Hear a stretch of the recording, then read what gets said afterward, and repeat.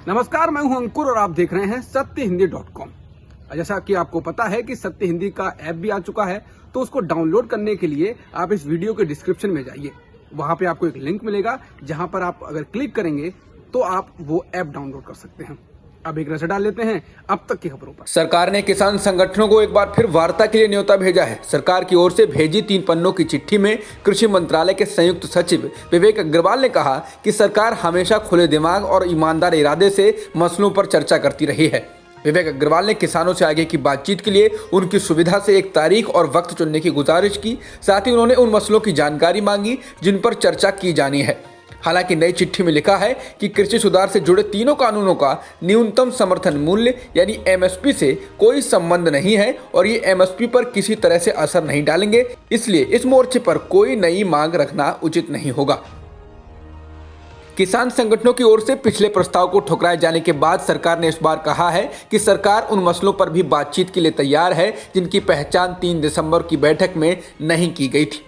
बता दें, संगठनों ने बुधवार को अपने जवाब में पहले दिए गए लिखित प्रस्ताव को ये कहते हुए ठुकरा दिया था कि इसमें आवश्यक वस्तु अधिनियम में संशोधनों का जिक्र नहीं है, जिसके बाद सरकार ने चिट्ठी में स्पष्ट किया कि लिखित प्रस्ताव उन मुद्दों पर आधारित था जिनकी पहचान 3 दिसंबर की बैठक में की गई थी। सरकार के नए प्रस्ताव पर आज फिर किसानों की बैठक होगी, जिसमें इसको लेकर फैसला किया जाएगा। संयुक्त किसान मोर्चा की बैठक आज दोपहर 2 बजे सिंगू बॉर्डर पर होनी है। केंद्र सरकार की चिट्ठी पर औपचारिक रूप से जवाब देने को लेकर इस बैठक में चर्चा होगी। बता दें, आज किसानों को बॉर्डर पर डटे हुए 30 दिन हो चुके हैं, लेकिन वो अपनी मांगों को मनवाने के लिए डटे हुए हैं। प्रधानमंत्री मोदी आज दोपहर 12 बजे किसानों के खाते में पीएम किसान सम्मान निधि योजना की अगली किस्त भेजेंगे। इसके तहत 9 करोड़ किसानों के खाते में 18,000 करोड़ रुपए भेजे जाएंगे। पीएम मोदी देश के 6 राज्यों के किसानों के साथ वर्चुअल संवाद भी करेंगे। पीएम मोदी के आज के इस आयोजन से किसानों तक पहुंचने के लिए बीजेपी ने कोई कोर कसर नहीं छोड़ी है। पार्टी अध्यक्ष जेपी नड्डा ने भूतपूर्व प्रधानमंत्री अटल बिहारी वाजपेयी की जयंती पर आयोजित किसानों के लिए पीएम मोदी के संबोधन में भाग लेने के लिए सभी केंद्रीय मंत्रियों, सांसदों और विधायकों को निर्देश दिया है। पार्टी नेतृत्व की ओर से राज्य इकाइयों के अध्यक्षों और अन्य सभी वरिष्ठ नेताओं को इस बाबत पत्र भेजे गए हैं। नड्डा ने हर एक प्रखंड मुख्यालय में प्रधानमंत्री के संबोधन को सुनने के लिए बड़ी स्क्रीन की व्यवस्था करने का भी आदेश दिया है। भारतीय सेना में मेजर रैंक के एक अधिकारी को जम्मू कश्मीर में 3 युवकों की हत्या का दोषी पाया गया है। भारतीय सुरक्षा बलों ने 18 जुलाई को दावा किया था कि दक्षिणी कश्मीर में शोपियां जिले के अमशीपुरा गांव में हुए मुठभेड़ में 3 आतंकवादी मारे गए थे, लेकिन बाद में ऐसी रिपोर्ट्स आई कि मारे गए लोग असल में जम्मू के राजौरी जिले से ताल्लुक रखने वाले मजदूर थे और काम की तलाश में कश्मीर गए थे। इसके बाद सैनिकों की कार्रवाई पर सवाल उठे थे और फिर सेना ने इस मामले की जांच शुरू कर दी थी। अब जांच में मेजर रैंक के अधिकारी को 3 युवकों की हत्या का दोषी बताया गया है। दिल्ली के मुख्यमंत्री अरविंद केजरीवाल ने गुरुवार को कहा कि दिल्ली में 51 लाख लोगों को वैक्सीन देने के लिए चिन्हित किया जा चुका है। केजरीवाल ने कहा कि केंद्र सरकार की प्राथमिकता के अनुसार इन लोगों को चिन्हित किया गया है। दिल्ली के मुख्यमंत्री ने यह भी कहा कि वैक्सीन की मंजूरी मिलनी बाकी है, लेकिन इसके स्टोरेज और संभावित साइड इफेक्ट के इलाज को लेकर भी तैयारी की जा चुकी है। आईसीएमआर ने कहा कि कोवैक्सीन को दुनिया भर से तारीफें मिल रही हैं। भारत से मिलने वाले डेटा से हमें पता चला है कि कोवैक्सीन काफ़ी सुरक्षित और प्रतिरोधक है। मेडिकल जर्नल लैंसेट ने भी कोवैक्सीन के बारे में विस्तृत लेख छापा है।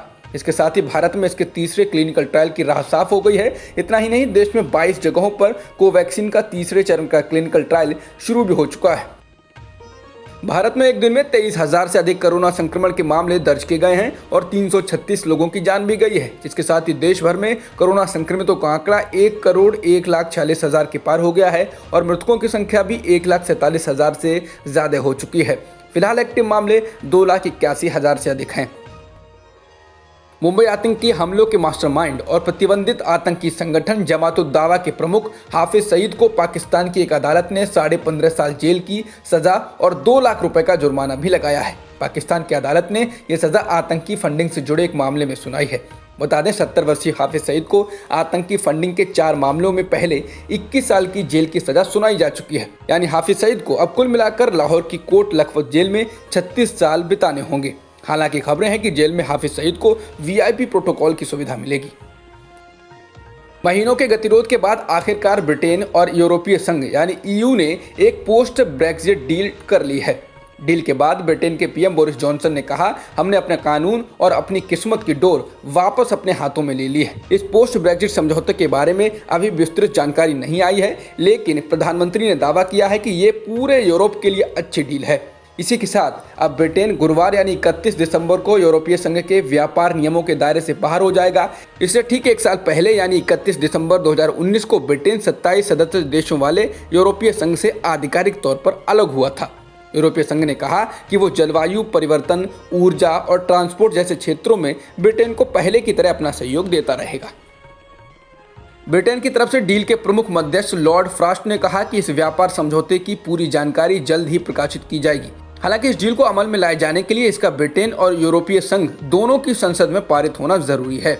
इसी मद्देनजर 30 दिसंबर को ब्रिटेन की संसद में वोटिंग होगी। ब्रिटेन में विपक्षी लेबर पार्टी के नेता कीर स्टारमेर ने कहा कि हालांकि ये एक कमजोर डील है, लेकिन उनकी पार्टी संसद में डील के पक्ष में वोट डालेगी ताकि इसको पारित किया जा सके, क्योंकि अब और समय नहीं बचा है। अगर ब्रिटेन बिना किसी डील के EU से अलग हुआ तो इसके भयावह परिणाम होंगे और लेबर पार्टी ऐसा नहीं होने देगी। अब तक की सुर्खियों में इतना ही। बाकी खबरों के लिए बने रहिए सत्यहिंदी.com के साथ। सत्य हिंदी का ऐप डाउनलोड करें गूगल प्ले स्टोर पर।